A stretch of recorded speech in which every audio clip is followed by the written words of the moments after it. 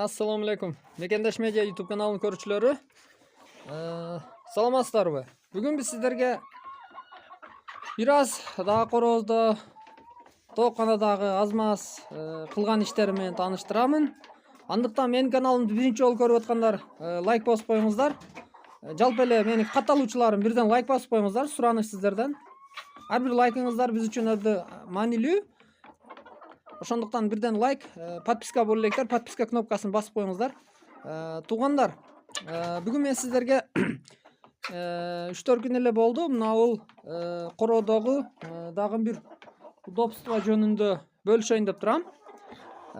Бүгүн мен сиздерге айта турган дагы бир пайдалуу жаңы тоок сүйүүчүлөр үчүн, тоок кылсамбы деп ниет кылып жүргөндөр үчүн бир дагы пайдалуу маалымат болот. Бул мына сиздер көрүп турган ниппельный поилка. Негизи тоокту сугаруу системасы технология боюнча өзү негизи ушундай болуш керек. Мен буга чейин видеолордо көргөнсүздөр, бачокко коюп туруп эле жаныга чашечный поилка менен суу берип келгенмин. Мына бүгүн Кудай буйруп көптөн бери убакыт сааты чыкпады. Эми Алла насип кылган күнү болот экен. Мына бүгүн ушинтип ниппельный поилканы кылып, азыр өзүм дагы жыргап калдым, тооктор дагы жыргап калды дегендей. Кыскасы, мага дагы, тоокторго дагы комфорт болду десем болот да. Мен бул жерге койгонум себеби, азыр биринчи сиздерге бул жактан система боюнча тааныштырайын. Бул жакта тоок короодун дубалдын арт жагында емкость бар. Ошол емкостька суу куюп койгом. Ал немеси 200 литр. Ошол жактан суу келет да, ал жакты дагы азыр көрсөтөм. Ал жакта да тооктор бар. Суу келет дагы ал жактан через тройник өтөт. Келип туруп бул жака келет. Бул жака келгенден кийин бул жерде тооккананы көрүп турасыздар, 2 этаж. Үстүдө Лигорн пародасындагы белый стандарт, астындагы Адлерский серебристый. Тройниктен келет, экинчи этаждагы бар. Бул жерге 1, 2, 3 поилка койгон. 3 поилкада 2ден 6 бар.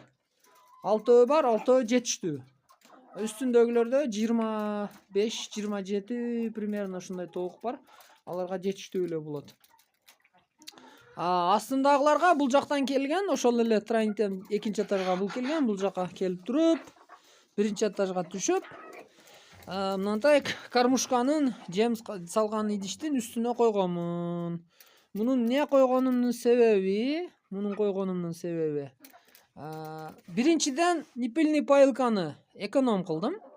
Себеби ичиге дагы коюшум керек болот эле, тышыга дагы коюшум керек.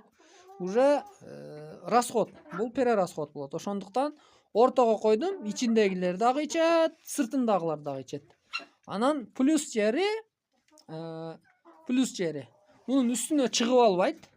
Обычно буну подпольный баягы напольный куриный немелерде мындай ачык эле жерге, интернеттен көрсөңүздөр керек, ачык эле жерге сууду коюшат ушундай системада. Бирок алардын үстүдө кичине зым тартып коет экен, 12 вольт ток улап коет экен, чтоб тооктор келгенде баягы мынанын үстүгө коночо деп чыгып албаш үчүн. Эми менде андай возможность болбогон үчүн мен бул жака эле коюп койдум. Бул жака тооктор чыга албайт, тура берет. Анан дагы плюс жери бул, мисалы үчүн мынада суу ичкенде, мына суу акканда бул жака төгүлөт астыга. Төгүлгөндө мына ушул акырдын эле ичиге төгүлөт. Акырдын ичиде эч жака кетпейт. Анан мен эртең менен курук жем берем. Курук жем бергенде мына суулар чачырап, ошол жемге машталып калат дагы. Жемди жакшы жейт.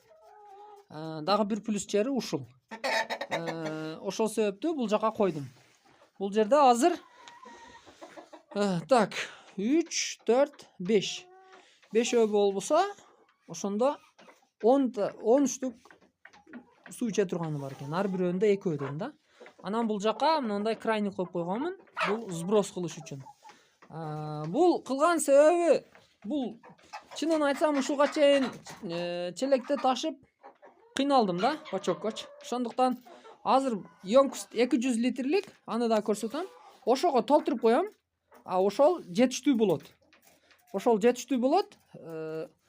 4-5 күнгө чейин бир заправка кылып коем болот. Анан эгерде буларга баягы мурдагы видеолордо айтып кеткенмин, АСД, чиктоник деген витаминдер бар. Иммунитетти көтөрө турган. Алар дары эмес, жанагы эме эмес. Эмне деп коет эле, антибиотик эмес. Аларды процедурный берип туруш керек өзү бир айда бир. Ошолорду ошол жака куюп коем, эми кыйналбаймын. Эртең менен жумушка кеткенде жемини берип коем, болду, ошону менен келгичем тура берет. Анан бул жакта Legoran белый стандарт порода тооктарым. Булар дагы кичине эшикке чыкпаганга байланыштуу мынтип кирилеп кетти. Бул порода тууралуу кыскача айтсам, жумуртканы эң көп берген порода ушул болот, туугандар. Бул домашний условиядагы эмелерден. Балким башка породаларды билбейм, бирок азыр меники эми жумуртка бере баштады. Азырынча 10 тегерегинде берип атат, 50% берип атат. Толук жумурткага кире элек. Жумуртка бериши жакшы. Бирок булар этке жок. Бирок жумуртканы аябай көп берет, көп тууйт. Жаздын күнүдө балким сиздерге жалган. Мен өзүм дагы мен практикамда боло элек, бирок ошо баккан адамдардын айтуусу боюнча бир күндө 2ден дагы тууган учурлар болуп жатат экен. Бул жаздын күнүдө, жайдын күнүндө, себеби күн узак болгон үчүн ушундай көп туугандыктан ошондой 2 жолу тууган учурлар да болот экен. Ошондуктан мага жумуртка, жалаң жумуртка тууш керек, жалаң жумуртка керек. Этке болбосо дагы жумурткасы керек дегендерге мен ушул Legoran белый стандарт породасын сунуштаймын.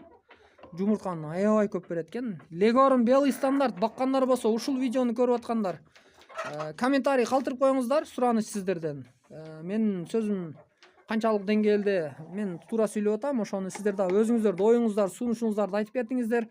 Анан сомневаться эткендер, шек санагандар, жалган дегендер, сиздер YouTube'дан дагы кошумча маалымат башка эмелерден көрсөңүздөр болот. Google'дан дагы издеп көрсөңүздөр болот, Википедиядан дагы толук маалымат аласыздар. Бул жакта адлерлерим, бул жакта 2 семейканы бөлүп койдум отдельный. Андагы себеби бар, андагы айтам кийин. Буларым привозной Казакстан. Булар жаңы линия муналар. Ал жактан нар жакта дагы бар, алар местный порода толуктар. Кыскача ушундай туугандар. Азыр наркы торооду көрсөтөм. Мына туугандар, бул короого дагы келдик.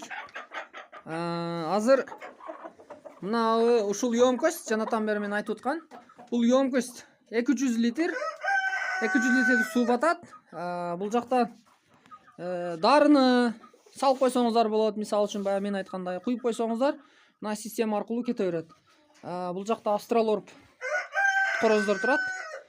Бул жөнүндө дагы кошумча видео тартам. Бул жака бир ниппельный паялка койгонмун. Бул жакта крайник, на всякий случай жаап, в случае суулар чыгып, кыскасы андай мындай болуп кетсе, бул жактан жаап койгонго эме кылып коем. Бул жерде тройник, анан келип туруп, бул жака дагы 4 ниппельный паялка койдум. Ал жактан сброско шлангага крайник коюп койдум. Мына ушундай кылып, сиздер дагы туугандар ушундай системаны кылып алыңыздар. Себеби суу ташып, тоок сууду көп ичет. Канчалык курук жем жеп, эме кылган сайын сууду көп ичет. Ошого жараша сиздер дагы тез-тез мындай убактыңыздарды алып коет да, күндө суу ташып, тажашыңыздар мүмкүн же балдарыңыздар. Ошого ушундай система кылып койсоңуздар, чоң кылып. Шланга менен алып келип толтуруп койсоңуздар болот. Эми сиздердин условияңыздар кандай, мен аны билбейм. Кыскасы ушундай кылып өзүңүздөргө комфорт түзүп алыңыздар. Биринчи комфортту кылып алсаңыздар, тоок караш жеңил болот. Тоок караш жеңил болот, ошондуктан ушундай системаны сиздерге дагы насип кылсын демакчымын. Бул тооктарым, булар былтыркы видеолорумду көргөндөр, мына ушул тооклар дагы эле тууп атат. Көпчүлүк сурап берет, нече жыл туат дейт. Мен 2-чи жыл тууп атат булар. Жакшы эле, Кудайга шүгүр, жаман эмес. Азыр тууп атат, азыр дагы жатат бул жакта. Тууп атат окшойт. 2-чи жыл кетти, 2-чи сезон. Жакшы, Кудайга шүгүр, разымын, жаман эмес, тууп атат. Булар кичине